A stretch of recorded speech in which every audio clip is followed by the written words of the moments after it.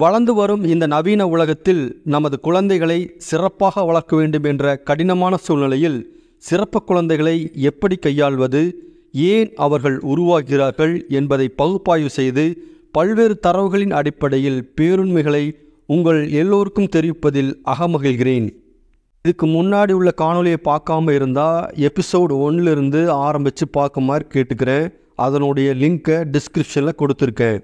ஆக்கம் அதர்வினாய் செல்லும், அசைவிலா ஊக்கம் உடையான் உழை. அன்பை தேடிய பயணத்தில் ஒரு கதை சொல்லட்டுமா சார்?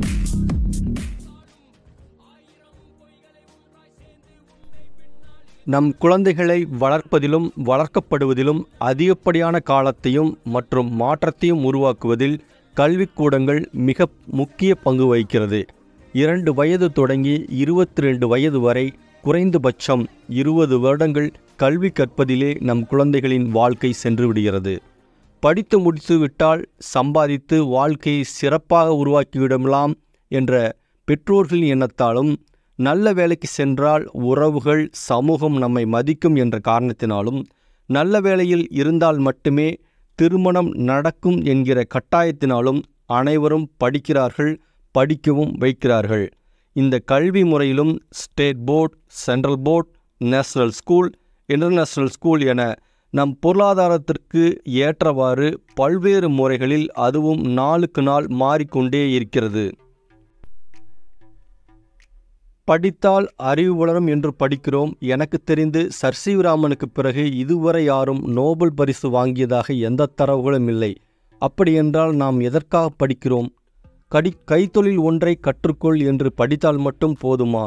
இந்த கல்வி வாழ்வாதாரத்தை உருவாக்க, வாழ்வை மேம்படுத்த எதையாவது கற்றுக் கொடுக்கிறதா? இந்த கல்வி முறை சுயசிந்தனையாளர்களை உருவாக்குகின்றதா? இந்த கல்வி முறை சுயதொழில் செய்வோரை உருவாக்குகின்றதா என்று பார்த்தாலும் இல்லை. அனைவரையும் வேலைக்கு போ, வேலை ரொம்ப முக்கியம் என்கிற அடிமையான மனநிலையும் எந்த கேள்வியும் கேட்காத சிந்தனையற்றவர்களையும் உருவாக்குகிறது.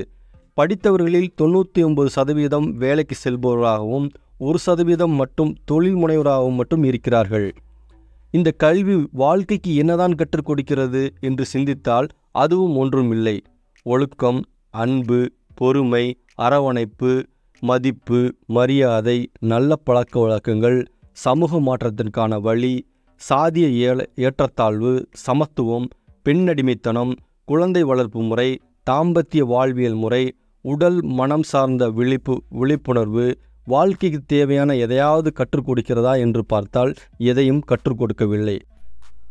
ஒரு பக்கம் மரபு சாராத மொழியினாலும் கல்வி முறையினாலும் நம் குழந்தைகள் ஏன் படிக்கிறோம், எதற்காக படிக்கிறோம், யாருக்காக படிக்கிறோம், படித்தால் மட்டும் போதுமா, படித்து முடித்துவிட்டு நாம் என்ன செய்யப் போகிறோம், சுயசிந்தனையை மழுங்கடிக்கும் இந்த கல்வி தேவைதானா என்ற உளவியல் சிக்கலில் குழந்தைகள் இருக்கிறார்கள். இன்னொரு பக்கம் குழந்தைகளை நன்றாக படிக்க வைக்க வேண்டும் என்ற காரணத்தினாலும், சமூகத்தில் அங்கீகாரம் பெற வேண்டும் என்ற காரணத்தினாலும் பெற்றோர்கள் இந்த தனியார் மயமான கல்விக்கூடங்களினால் பொருளாதாரத்தை அவர்களுக்கு தெரியாமலே இழந்து கொண்டிருக்கிறார்கள். சராசரியாக ஒரு குழந்தை படிப்பதற்கு ஒரு வருடத்திற்கு 50,000 முதல் 1 லட்சம் வரை செலவாகிறது. பொருளாதார சுரண்டல் இல்லாமலும் மரபு சாராத மொழி இல்லாமலும் அனைவருக்கும் சரியான, சமமான, சமத்துவமான மரபு சார்ந்த மொழியோடு கல்வி முறை என்று நமக்கு கிடைக்குமோ அன்றுதான் நம் குழந்தைகள் சுயசிந்தனையாளராக, மரபு சார்ந்த விதையாக, சமூக மாற்றத்திற்கான வழியாக மாறுவார்கள். அனைவரும் வாழ்வாங்கு வாழ வாழ்த்துக்கள். மீண்டும் அடுத்த காணொலியில் சந்திப்போம். உங்கள் குழந்தைகளுக்கு கொடுக்கும் கல்வி முறை சரிதானா அப்படிங்கிறத கமெண்ட் செக்ஷன் சொல்லிடுங்க. கல்வி என்பது நமது அடிப்படை உரிமை. அதை இலவசமாக பெற்றுத்தருவது அரசின் கடமை. Education is our fundamental rights.